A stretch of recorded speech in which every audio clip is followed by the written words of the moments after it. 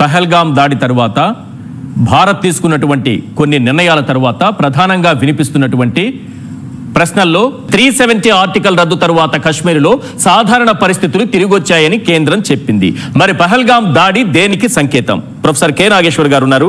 Sir Nageshwar గారు, కొంతవరకు నిజం చెప్పాలంటే ఉగ్రవాద సంబంధిత ఘటనల వరకు తీసుకున్నా సరే 2018లో 228 జరిగితే 2023 నాటికి అది 46కి తగ్గాయి అని కేంద్రం ఒక రిపోర్టు ఆధారంగా మనకు తెలుస్తోంది. కానీ ఇప్పుడు జరిగినటువంటి ఈ దాడి 370 ఆర్టికల్ రద్దు తరువాత కశ్మీర్లో ఒక సాధారణ పరిస్థితులు ఉన్నాయని కేంద్రం చెబుతున్న సమయంలో ఇలాంటి దాడి దేనికి సంకేతం? అంటే ఈ సాధారణ పరిస్థితులు లేవు అని చెప్పడం కొరకు ఈ దాడి చేసింది. తీవ్రవాదులు వాళ్ళ వెనకాలన్న పాకిస్తాన్ దాడి చేయించడానికి కూడా కారణం ఏంటంటే ఈ ఇండియా నరేటివ్ను పంక్చర్ చేయాలి అని. సో మీరు అడిగిన ప్రశ్నకు ఆర్టికల్ 370 తర్వాత ఏం జరిగింది అంటే డెఫినెట్గా టూరిస్టుల సంఖ్య గణనీయంగా పెరిగింది. మీకు 2022లో 1.62 crore 1.62 కోట్ల మంది జమ్మూ కాశ్మీర్కు పర్యాటకులు వెళ్ళారు. 2023లో ఇది 2.12 crore వెళ్ళింది. 2024లో 2.36 crore వెళ్ళింది. ఇందులో 65,000 మందికి పైగా ఫారిన్ టూరిస్టులు కూడా ఉన్నారు.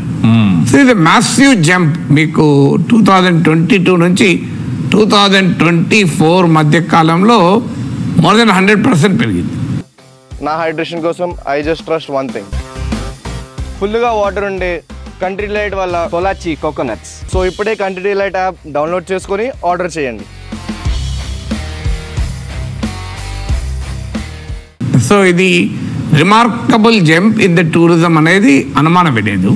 సో దీనికి కారణం ఏంటంటే ఈ ఘటనలు జరగడం కూడా, ఘటనలు తగ్గడం కూడా ఒక కారణం. ఏమైనా లో ఇంటెన్సిటీ ఇప్పుడు కాశ్మీర్లో మైగ్రెంట్ వర్కర్ల పైన అటాక్స్, జమ్మూ రీజియన్లో కొన్ని దాడులు ఇలా జరిగినప్పటికీ కూడా ఇలాంటి మేజర్ దాడి జరగలేదు. అందులో మరీ ముఖ్యంగా ఏంటంటే మీకు తీవ్రవాదం ఉన్న ఈ 3-4 డికేడ్స్ చూస్తే స్థానిక కాశ్మీరీ ప్రజానికానికి తీవ్రవాద మూకలకు ఒక అన్రిటర్న్ అండర్స్టాండింగ్ ఉంటుంది. టూరిజాన్ని మాత్రం ముట్టుకోరు. మీరు 1990sలో ఎర్లీ 2000లో కూడా మీరు హిస్టరీ తీయండి, టూరిస్టుల పైన దాడులు చేయరు. ఎందుకంటే టూరిజం అనేది అక్కడ వాళ్ళ ఎకానమీ కీలకం ప్రజలకు. అందువల్ల కాశ్మీర్ ప్రజల్లో ప్రతి కుటుంబం ఎంతో కొంత టూరిజంతో లాభపడుతున్న కుటుంబమే. అందువల్ల ఇవాళ మీకు ప్రతి అంశంలోనూ లాభపడతారు. ఇప్పుడు అమర్నాథ్ యాత్ర పోయే రూట్లో ఈ పహల్గామ్ ఉంటుంది. నిన్న తీవ్రవాదులతో పోరాడి మరణించిన సయ్యద్ ఆదిల్ హుస్సేన్ కూడా, ఆ సయ్యద్ ఆదిల్ హుస్సేన్ షా కూడా గుర్రం నడిపేవాడే. అవును. అంటే ఇలా డోలీ మోయడము, గుర్రం నడపడం నుంచి మొదలుకొని ఆడ మ్యాగీ అమ్మడం, ఇలా ప్రతి దాంట్లో కూడా ముస్లింలు లాభపడతారు. సో అందువల్ల టూరిస్టులు కాశ్మీర్లో స్థానిక ప్రజలే లాభపడతారు. అందువల్ల టూరిజాన్ని అటాక్ చేసేవాళ్ళు కాదు, ఒక్క పిలిగ్రిమ్ టూరిజాన్ని మాత్రం అటాక్ చేసేవాళ్ళు. ఇప్పుడు అమర్నాథ్ యాత్ర పైన దాడి ఇవన్నీ చూస్తే ఎందుకంటే అది వారు దీన్ని హిందూ ముస్లిం విద్వేషాలు రెచ్చగొట్టాలనే లక్ష్యం వల్ల చేసేవాళ్ళు. సాధారణ పర్యాటకులు ముట్టుకోకపోయేవాళ్ళు. బహుశా అది కూడా ఒక కారణం కావచ్చు, కొంత మనలో కాంప్లజెన్సీ ఉదాసీనత రావటానికి. అందువల్ల టూరిస్టుల సంఖ్య గణనీయంగా పెరిగింది, ఇది డౌట్ లేదు. ఇక రెండు, ఎకానమీ. 2011-2019 మధ్య కాలంలో Kashmir gross state domestic product 4.81% యాన్యువల్గా పెరిగింది.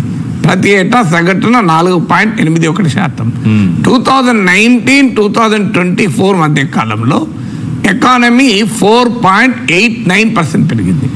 అంటే క్లియర్గా అంతటితో గత 5 ఏళ్లతో పోలిస్తే స్వల్పంగా పెరిగినా స్టడీగా పెరిగింది. సో ఇందులో 61.7%, నియర్లీ 62% టెరిషరీ సెక్టార్ నుంచి వచ్చింది, సర్వీసెస్ సెక్టార్ నుంచి. అంటే ఈ ముఖ్యంగా టూరిజం అందులో కీలకమైన అంశం. జమ్మూ కాశ్మీర్ జిఎస్డిపి 1,45,000 crores పెరిగింది. Jammu Kashmir per capital income సుమారు 1,54,000 పెరిగింది. సో అందువల్ల ఎకనామిక్ గ్రోత్లో కొంత ఇంప్రూవ్మెంట్ ఉన్నమాట నిజం. సో టూరిస్టుల సంఖ్య గణనీయంగా పెరిగిన మాట నిజం. ఇక ప్రభుత్వ లెక్కల ప్రకారం తీవ్రవాద ఘటనలు కూడా బాగా తగ్గాయన్నది వాదన.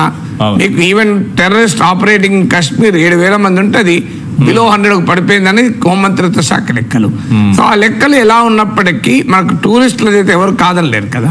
మిగతా లెక్కలన్నా ప్రభుత్వ లెక్కలను ఏమన్నా ప్రశ్నించితే ప్రశ్నించచ్చు, కానీ పర్యాటకులు పెరిగిన మాట నిజమే కదా. మన దగ్గర చుట్టూ ఇలా ఈ ఘటన జరిగిన తర్వాత మనకు ఎంతమంది ఫ్రెండ్స్ చెప్తున్నారు, సార్ నెల కింద మేము అక్కడే ఉన్నాం సార్, 15 రోజుల కింద అక్కడే ఉన్నాం సార్, లాస్ట్ ఇయర్ అక్కడే ఉన్నాం సార్ అని మనకు తెలిసిన వాళ్ళే చెప్తున్నారు. ఇప్పుడు నాకు ఈ 2 రోజుల్లో కనీసం 3 రోజులు చెప్పారు నాకు తెలిసిన వాళ్ళే. సో అందువల్ల ఖచ్చితంగా జమ్మూ కాశ్మీర్ టూరిజం పెరిగింది.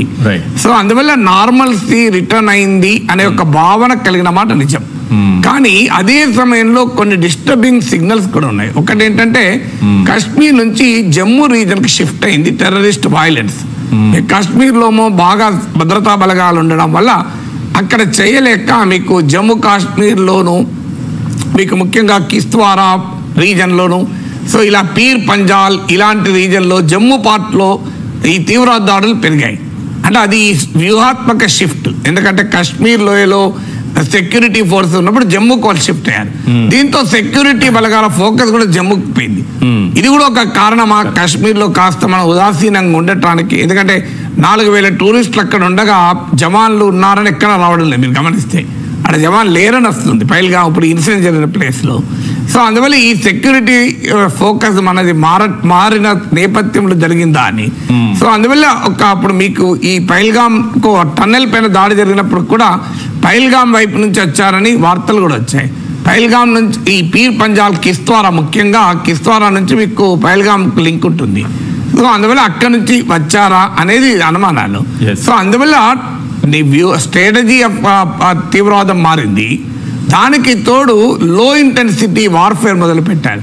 అంటే ఒక్కసారిగా ఇప్పుడు మీకు పుల్వామా లాంటిది, ఇప్పుడు పహల్గామ్ లాంటిది జరిగినప్పుడు బాగా ప్రెషర్ ఉంటుంది కనుక, ఇంటర్నేషనల్ శాంక్షన్స్ ఇవన్నీ ఉంటాయి కనుక తెలివిగా ఏం చేశారంటే చిన్న చిన్న ఇన్సిడెంట్స్, ఒక కాశ్మీర్లో ఒక మైగ్రెంట్ టీచర్ను, ఓ మైగ్రెంట్ వర్కర్ను చంపేయడం, సో ఇలా లో ఇంటెన్సిటీ వార్ఫేర్ అంటారు. అంటే ఒకరిద్దరిని చంపుకుంటూ పోవడం. మనం ఇన్సులేట్ అయిపోయి ఉంటాం అప్పటికి, ఒకరిద్దరు చనిపోయినప్పుడు ఇంత రియాక్షన్ రాదు. మీరు గమనించండి.